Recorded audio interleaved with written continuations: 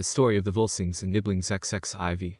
Sigurd sees Brynhild at Limdale in those days came home to Heimir, Brynhild, his foster daughter, and she sat in her bower with her maidens, and could more skill in handicraft than other women. She sat, overlaying cloth with gold, and sewing therein the great deeds which Sigurd had wrought, the slaying of the worm, and the taking of the wealth of him, and the death of Regin withal. Now it tells the tale, that on a day Sigurd rode into the wood with hawk, and hound, and men thronging, and when as he came home his hawk flew up to a high tower, and sat him down on a certain window. Then fared Sigurd after his hawk, and he saw where sat a fair woman, and knew that it was Brynhild, and he deems all things he sees there to be worthy together, both her fairness, and the fair things she wrought. And therewith he goes into the hall, but has no more joyance in the games of the menfolk. Then spake Alswood, Why art thou so bare of bliss? This manner of thine grieveth us thy friends. Why then wilt thou not hold to thy gleesome ways? Lo, thy hawks pine now, and thy horse scrawny droops, and long will it be ere we are booted thereof. Sigurd answered, Good friend, hearken to what lies on my mind. For my hawk flew up into a certain tower, and when I came thereto and took him, lo there I saw a fair woman. And she sat by a needlework of gold, and did thereon my deeds that are past, and my deeds that are to come. Then said Alswood, Thou hast seen Brynhild, Budli's daughter, the greatest of great women. Yea, verily said Sigurd, but how came she hither? Alswood answered, Short space there was betwixt the coming hither of the twain of you. Says Sigurd, Yea, but a few days agone I knew her for the best of the world's women. Alswood said, Give not all thine heed to one woman, being such a man as thou art. Ill life to sit lamenting for what we may not have. I shall go meet her, says Sigurd, and get from her love like my love, and give her a gold ring in token thereof. Alswood answered, None has ever yet been known whom she would let sit beside her, or to whom she would give drink. For ever will she hold to warfare, and to the winning of all kinds of fame. Sigurd said, We know not for sure, whether she will give us answer or not, or grant us a seat beside her.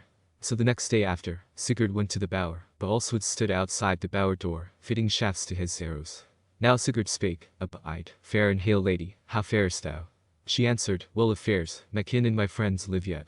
But who shall say what good hap folk may bear to their life's end? He sat him down by her, and there came in 4 damsels with great golden beakers, and the best of wine therein, and these stood before the twain. Then said Brynhild, This seat is for few, but and if my father come? He answered, Yet is it granted to one that likes me well. Now that chamber was hung with the best and fairest of hangings, and the floor thereof was all covered with cloth. Sigurd spake, Now has it come to pass even as thou didst promise. O be thou welcome here, said she, and arose therewith, and the 4 damsels with her, and bore the golden beaker to him, and bade him drink. He stretched out his hand to the beaker, and took it, and her hand withal. Then drew her down beside him, and cast his arms round about her neck and kissed her, and said, Thou art the fairest that was ever born. But Brynhild said, Ah, wiser is it not to cast faith and troth into a woman's power, for ever shall they break that they have promised.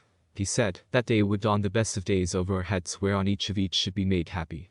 Brynhild answered, It is not fated, that we should abide together. I am a shield may, and wear helm on head even as the kings of war, and them full oft I help, neither is the battle become loathsome to me. Sigurd answered, What fruit shall be of our life, if we live not together? Harder to bear this pain that lies hereunder, than the stroke of sharp sword. Brynhild answers, I shall gaze on the hosts of the war kings, but thou shalt wed Gudrun, the daughter of Juki. Sigurd answered, What king's daughter lives to beguile me? Neither am I double-hearted herein, and now I swear by the gods that thee shall I have for mine own, or no woman else. And even such likewise spake she. Sigurd thanked her for her speech, and gave her a gold ring, and now they swore oath anew, and so he went his ways to his men, and is with them a while in great bliss. XXV. Of the dream of Gudrun, Juki's daughter there was a king hight Juki, who ruled a realm south of the Rhine. 3 sons he had, thus named, Gunnar, Hogni, and Gudrun, and Gudrun was the name of his daughter, the fairest of maidens. And all these children were far before all the king's children in all prowess, and in goodliness and growth withal. Ever were his sons at the wars and wrought many a deed of fame. But Juki had wedded Grimhild, the wise wife.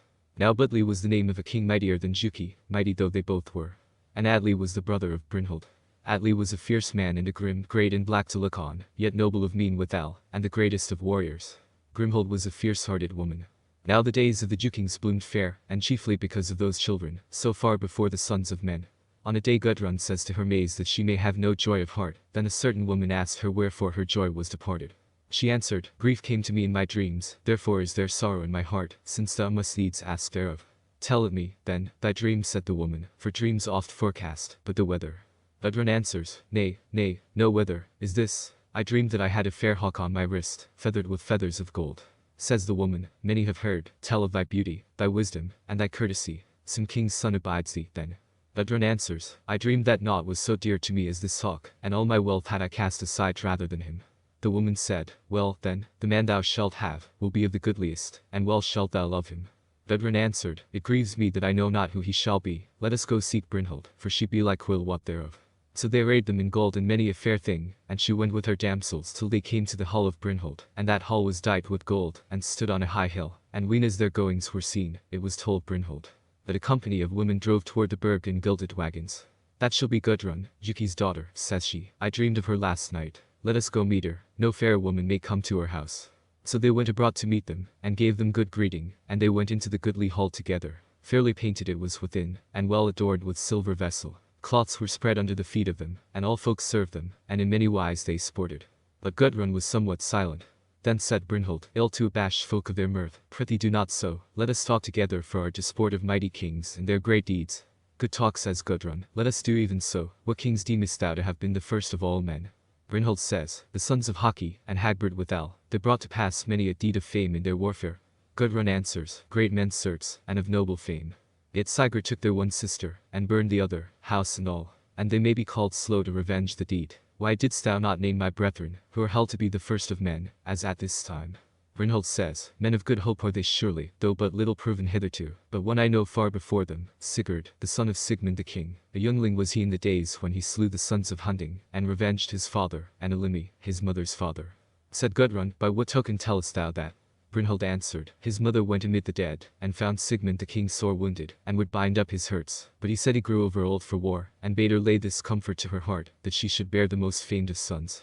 And wise was the wise man's word therein, for after the death of King Sigmund, she went to King Alf, and there was Sigurd nourished in great honor, and day by day he wrought some deed of fame, and is the man most renowned of all the wide world.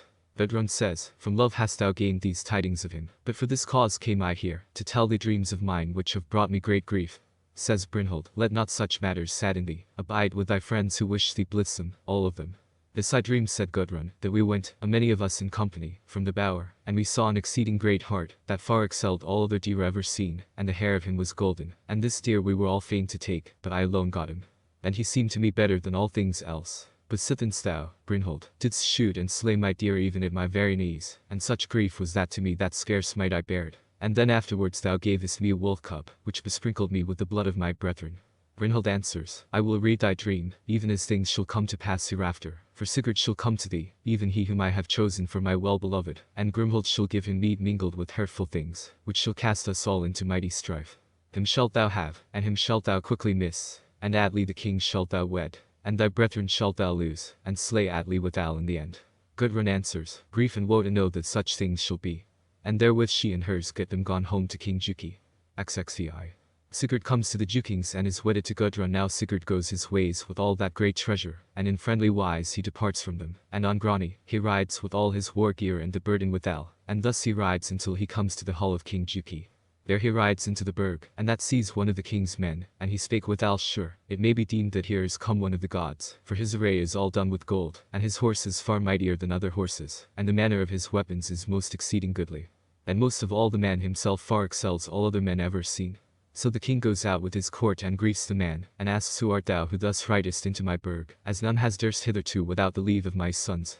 He answered, I am called Sigurd, son of King Sigmund. Then said King Juki, be thou welcome here then, and take at our hands whatso thou willest. So he went into the king's hall, and all men seemed little beside him, and all men served him, and there he abode in great joyance.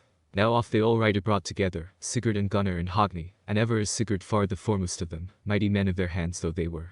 But Grimhild finds how heartily Sigurd loved Brynhild, and how oft he talks of her, and she falls to thinking how well it were, if he might abide there and wed the daughter of King Juki, for she saw that none might come anigh to his goodliness, and what faith and good health there was in him.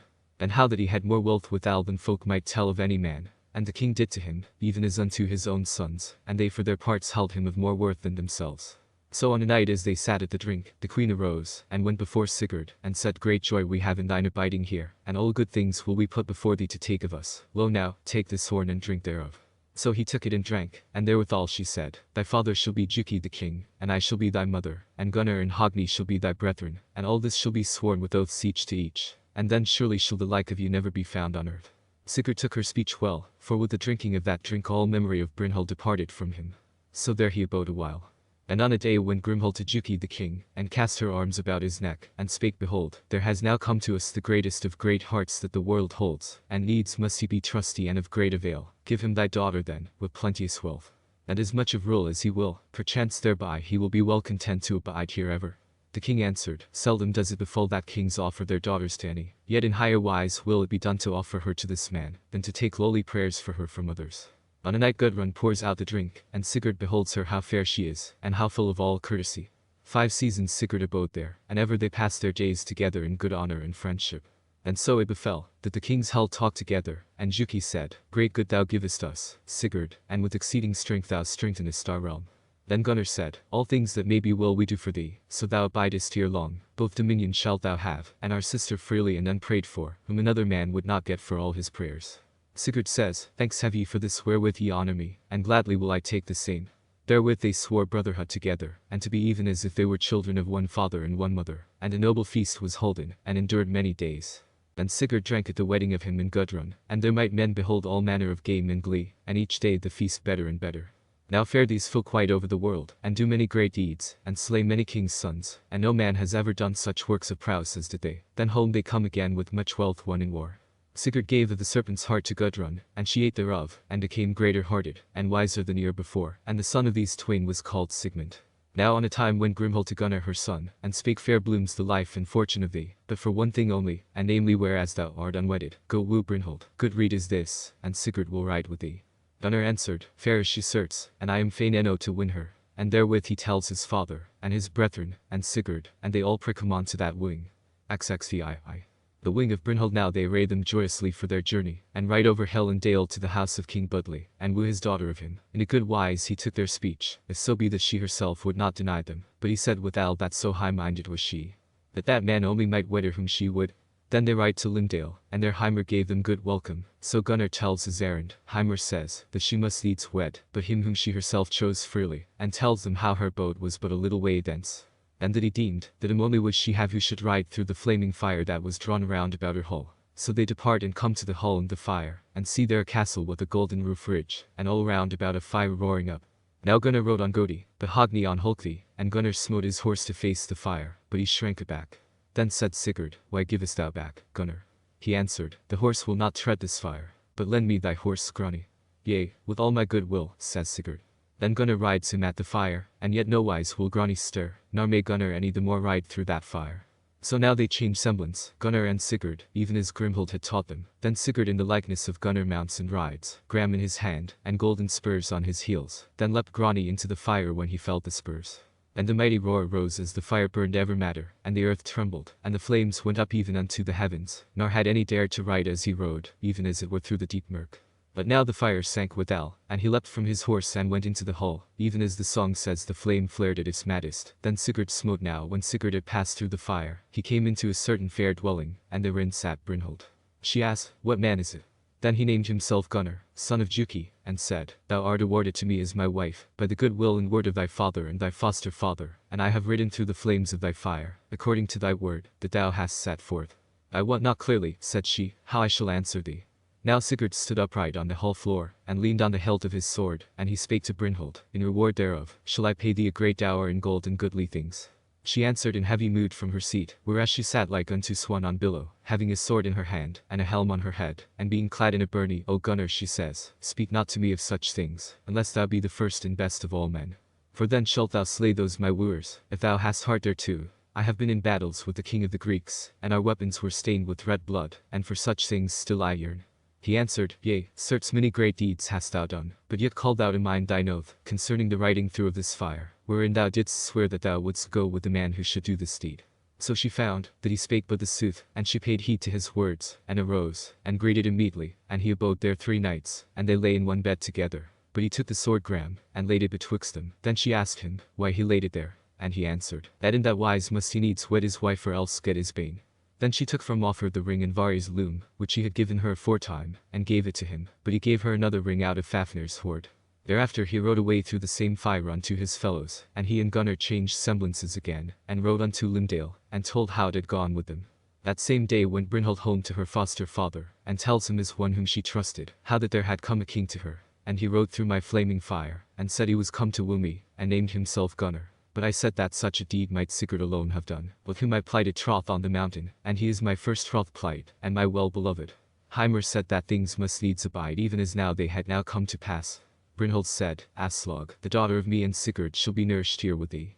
Now the kings fare home, but Brynhild goes to her father. Grimhild welcomes the kings meetly, and thanks Sigurd for his fellowship. And withal is a great feast made, and many were the guests thereat. And thither came Budli the king with his daughter Brynhild, and his son Atli. And for many days did the feast endure, and at that feast was Gunnar wedded to Brynhild. But when it was brought to an end, once more has Sigurd memory of all the oaths that he sware unto Brynhild. Yet withal he let all things abide in rest and peace. Brynhild and Gunnar sat together in great game and glee, and drank goodly wine.